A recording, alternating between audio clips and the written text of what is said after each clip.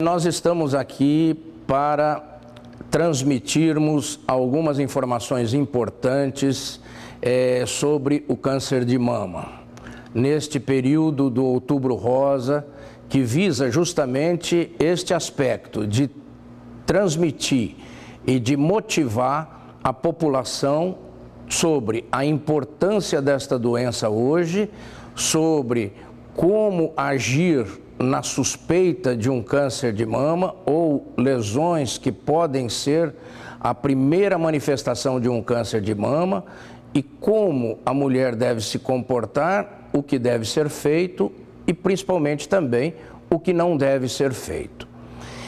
O câncer de mama hoje no Brasil representa o câncer de maior incidência na mulher, uma vez que o câncer de colo de útero teve o seu controle feito de forma muito eficaz nos últimos anos e ele caiu em frequência e foi ultrapassado pelo câncer de mama. Nós não sabemos quais são as causas do câncer de mama ou a causa do câncer de mama. Desta forma, não há como prevenir. Nós podemos prevenir uma doença, seja evitando a exposição aos fatores que a causam ou fazendo vacinas, por exemplo, em doenças que nós conhecemos as causas. A causa do câncer de mama é desconhecida, portanto, infelizmente, nós não podemos fazer uma prevenção, nós podemos fazer o diagnóstico precoce. E este é o grande objetivo, é fazer o diagnóstico o mais precoce possível. Porque se uma mulher tem um câncer de mama e o diagnóstico é feito bem no início, ela tem chance alta de cura, da ordem de 85%, 90%, e tem a chance de fazer um tratamento curativo não mutilante, isto é, preservar parte da sua mama. Não precisa fazer a retirada total da sua mama se a lesão é inicial. Então, o grande objetivo é de como a pessoa deve fazer para fazer esse diagnóstico o mais precocemente possível. O exame mais importante em mastologia é a mamografia. E toda mulher deve fazer uma mamografia de base, isto é, uma mamografia inicial, como uma carteira de identidade da sua mama, aos 35 anos, e depois, a partir dos 40 anos, fazer mamografia anualmente. Enquanto ela estiver menstruando, enquanto estiver antes da menopausa, mesmo que ela não tenha o útero, mas tenha os ovários produzindo os hormônios, é preciso que naquele período em que antecede a menstruação, ou naqueles dias em que a mama fica mais sensível, mais inchada, ela não faça a mamografia neste momento. Espere que passe a menstruação, ou se ela não tem o útero, que passe esses sintomas, que significa que ela passou daquela segunda fase do ciclo menstrual, e aí, com a mama menos dolorosa, menos sensível e menos inchada, portanto mais transparente ao exame, ela faça uma mamografia nesta oportunidade com muito melhor qualidade, sendo que este exame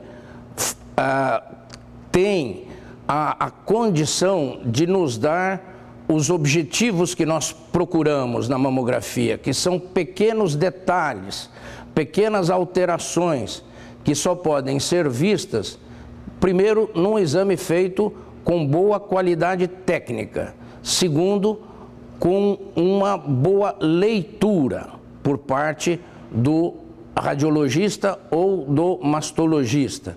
E na parte que cabe à paciente que ela o faça num período em que a mama estando mais transparente ao exame, possam aparecer esses detalhes com mais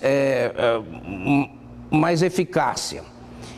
E é necessário que se faça uma compressão da mama, tanto no sentido lateral, lateral, é necessário que se faça uma tomada mais inclinada para que apareça o prolongamento axilar da mama, que é um tecido mamário que vem para a axila, e depois uma compressão neste sentido, crânio-caudal, que com as duas tomadas nós vamos ter duas chapas da mesma mama em posições transversais, e aí nós vamos observar as lesões e poder identificar em qual é o quadrante ou qual a posição da mama em que essa lesão se encontra. A compressão é necessária para que a mama fique mais delgada ao exame, porque uma mama muito volumosa no raio-x, ela não mostra detalhes no exame. À medida que nós façamos a compressão da mama, ela, com menor quantidade de tecido interposto entre as duas placas do aparelho, vai permitir que o exame tenha melhor qualidade. Para se conseguir isto, então, como eu já disse antes, um dos elementos importantes é o momento de fazer a mamografia por parte das pessoas que ainda têm ovário funcionante. Numa pessoa idosa não importa o momento de fazer. Além disto, é preciso que as pessoas que tenham uma sensibilidade muito acentuada tomem um analgésico antes de fazer o exame, para que essa compressão possa ser feita sem causar grande desconforto à paciente. Mas uma mamografia feita sem uma compressão adequada, sem estar no momento adequado, ela não é uma boa mamografia e pode não mostrar detalhes que permitem fazer o exame, o diagnóstico, melhor dizendo, de uma lesão naquele momento. A mamografia é o único exame que se presta para fazer um exame de screening, que é o exame de rastreamento do câncer de mama, feito dessa forma que já foi dito. Uma imagem aos 35 anos, a partir daí a imagem aos 40 anos e anualmente, então, sequencialmente. Se houver alguma modificação na mamografia, outros exames serão pedidos pelo mastologista, como uma ampliação daquela área na mamografia mesmo, uma nova mamografia com ampliação daquela área para ver melhor detalhes, uma biópsia dirigida para aquela região ou para alterações que apareceram em algum ponto da mama, e outras imagens, como a ultrassonografia ou como a ressonância magnética, mas isto só deve ser feito a critério médico e indicado pelo mastologista, não espontaneamente pela paciente, porque esses exames têm limitações e não mostram tudo aquilo que uma mamografia mostra. Por exemplo, microcalcificações, que são alterações de pequenas deposições de cálcio na mama. Isso pode ter inúmeras causas. Uma delas é o câncer. A calcificação é como um cálculo renal, ou um cálculo de vesícula de pequenas dimensões dentro da mama. Esta calcificação não aparece em geral na ultrassonografia. Uma ressonância magnética mostra lesões a partir de um certo tamanho. Ela precisa ter um tamanho mínimo para aparecer na ressonância, que é em geral acima de 1 centímetro, 1,5 centímetros. E a mamografia já mostra lesões a partir de 1 milímetro de tamanho no seu diâmetro. Além disto, nós temos que nos lembrar que muito se fala a respeito de genética e câncer de mama. E cada vez mais hoje este assunto está aí na mídia, no dia a dia das manchetes. Câncer de mama é hereditário em apenas 15% das vezes. Nos outros 85%, o câncer de mama é adquirido pela própria pessoa. Então, o câncer é hereditário em pacientes que tenham transmitido a elas, por via da transmissão materna ou paterna, de um gene alterado para dar o câncer de mama. Esta porcentagem de 15%, nós podemos clinicamente avaliar em pacientes que tenham parentes de primeiro grau, isto é, mãe, avó ou filha, da linhagem direta com câncer de mama. Um paciente isolado, longe, e principalmente que teve o câncer de mama após a menopausa, não tem nenhum significado de doença transmissível, geneticamente transmissível ou de transmissão familiar. O autoexame da mama, tão propalado no passado, é uma coisa que hoje está em franco desuso, e o conceito atual é que a pessoa que sinta alguma alteração na sua mama procure um mastologista. Não há necessidade de que a pessoa tente aprender ou tente fazer o diagnóstico do que é aquilo que apareceu na sua mama. Qualquer alteração de uma coisa que não existia e passou a existir, por exemplo, um nódulo, uma área mais endurecida, alteração da cor da pele, alteração do mamilo e da areola, saída de secreção pela papila, qualquer dessas situações tem que ser imediatamente investigadas pelo mastologista. E não é a paciente que num autoexame vai tentar fazer um diagnóstico. É preciso só que ela tenha em mente que qualquer alteração tem que ser vista. Isto porque existem 15% de lesões de mama, de cânceres de mama, que não tem nenhuma expressão aos exames de imagem. Ela não aparece nem ao raio-x e não aparece no ultrassom. Então, são lesões que vão ter o diagnóstico mais tardiamente pela palpação ou pela alteração que causam clinicamente nesta mama. Importante salientar também que o diagnóstico precoce permite, como foi dito no início, um tratamento conservador, isto é, sem uma grande mutilação, sem que haja necessidade de se fazer a mastectomia. Então, o mastologista que tem hoje uma formação de cirurgia plástica concomitante à sua formação em mastologia, vai fazer por critérios que nós chamamos hoje de oncoplástica, de posicionar as incisões na mama de tal forma que ela possa depois ser reconstruída e que essas cicatrizes, essas incisões, fiquem disfarçadas nas dobras e nos sulcos da pele, da mesma forma que uma cirurgia plástica de mama o faz. Para isto, é necessário o diagnóstico precoce, é necessário que o diagnóstico seja feito por punção e não por abertura e retirada do tecido.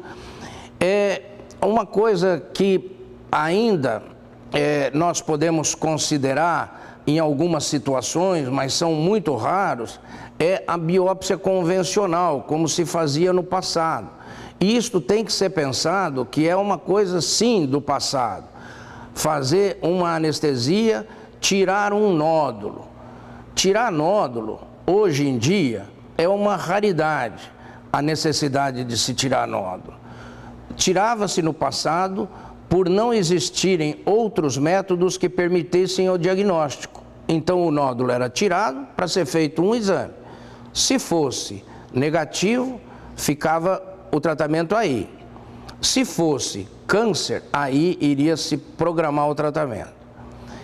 Isto hoje tem o seguinte: se o nódulo for negativo, foi uma cirurgia desnecessária, uma cicatriz desnecessária na pele, uma cicatriz desnecessária dentro da mama, que vai dificultar a interpretação por parte do radiologista ou do mastologista daquela região que ficou com cicatrizes na glândula mamária.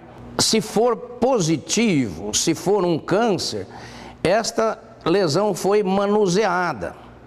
Então, a chance de haver uma ruptura das defesas do tecido local contra as células cancerosas foi rompida e as células cancerosas podem cair na circulação sanguínea ou na circulação linfática, favorecendo a disseminação de metástases desse câncer.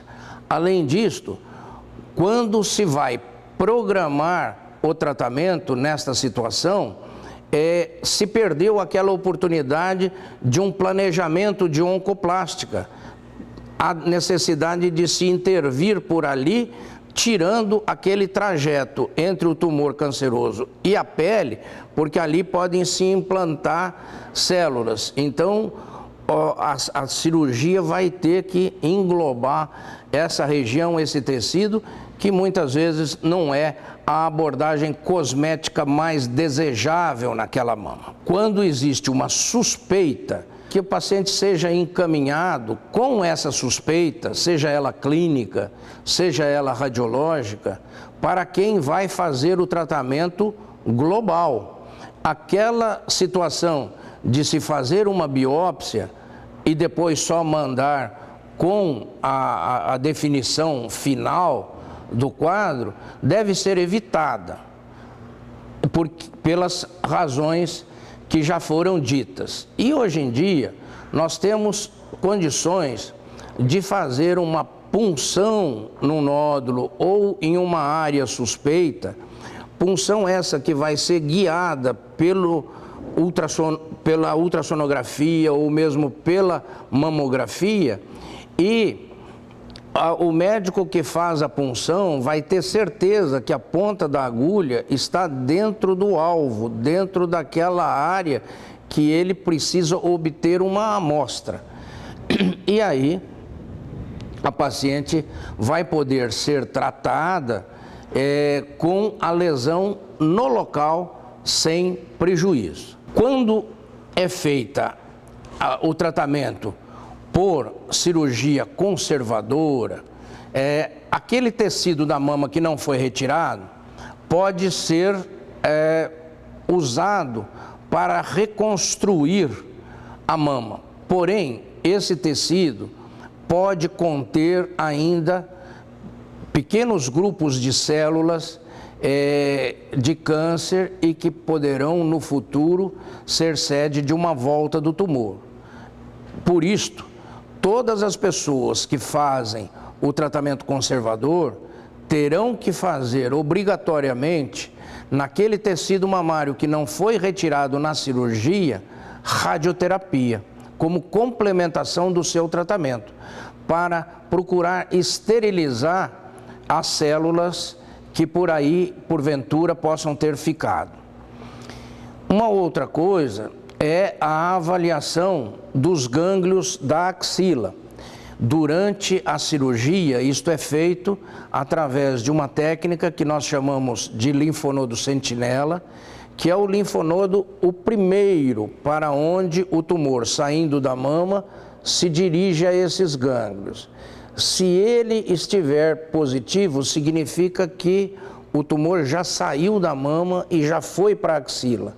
Então nós precisamos tirar todos os gânglios da axila para complementar este exame, e aí esta paciente deverá ser submetida necessariamente à quimioterapia, porque significa a presença de células nestes gânglios, que essas células já podem ter circulado e ido para outros órgãos e no futuro desenvolver um tumor nesses órgãos, criando uma metástase, por exemplo, no osso, no pulmão, no cérebro, no fígado.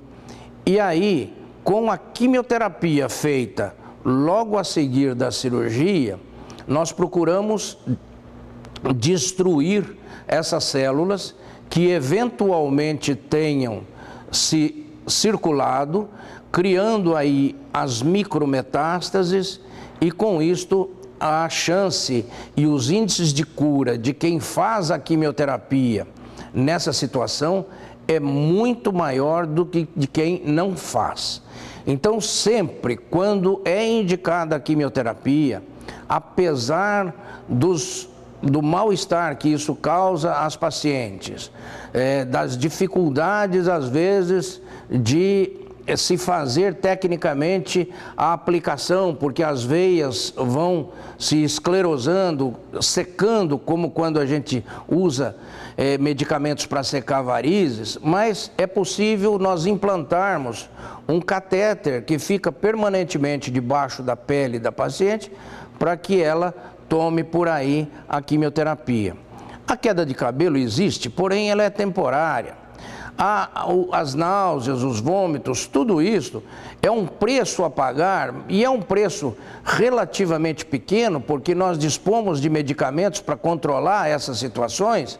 É um preço pequeno em função do grande benefício e do aumento dos índices de cura e do índice de sobrevida que a quimioterapia associada ao tratamento cirúrgico e radioterápico vai permitir a essa paciente que tenha aqueles índices a que eu me referi de 85%, 90%. Então é altamente desejável e é altamente necessário e importante fazer o tratamento completo. O tratamento do câncer de mama é um tratamento multidisciplinar, em que entra o cirurgião, entra o radioterapeuta, entra o oncologista clínico com a quimioterapia, entra o cirurgião plástico participando das reconstruções. Então, câncer de mama é para ser tratado em locais onde existe toda essa condição, né? E aqui no Hospital do Câncer nós temos equipes multidisciplinares que permitem a paciente ter toda essa condição e, além disso, que permitam que a paciente tenha dentro do hospital um grande laboratório de anatomia patológica para as biópsias, com patologistas acostumados a fazer este exame, e este exame é possível ser feito durante todo o horário de funcionamento do nosso centro cirúrgico. Então, as biópsias durante as cirurgias, quando necessárias, seja do tumor principal, seja dos gânglios para linfonodo sentinela, etc., são feitos imediatamente e dentro do hospital. Não é material que saia com um motoboy para levar num laboratório longe do hospital onde a paciente está sendo tratada. Isso não é a situação desejável, né? Câncer é para ser tratado em hospital de câncer, que tem, além de toda essa parte da equipe médica, uma equipe de enfermagem dedicada, uma equipe de enfermagem treinada para câncer, com a presença de fisioterapeutas para recuperação do braço, no caso da mão, fonoaudiólogas, no caso de recuperação dos tumores de cabeça e pescoço, enfim, toda a estrutura de tratamento de câncer. Se não conseguimos evitar o câncer de mama, se não conseguimos vencer o câncer de mama, pelo menos nós temos que fazer o diagnóstico o mais precoce possível para que consigamos vencê-lo dando cura às pacientes que tiveram câncer de mama no passado. Para isto, é preciso então mamografia anual e fundamentalmente também o exame anual com o mastologista. E quando começar isto? Nas pessoas que têm parentes diretos na sua linhagem, seja masculina, seja feminina, um exame, uma consulta com o mastologista 5 anos antes da idade em que o seu parente próximo teve o câncer de mama. E a partir daí, continuar.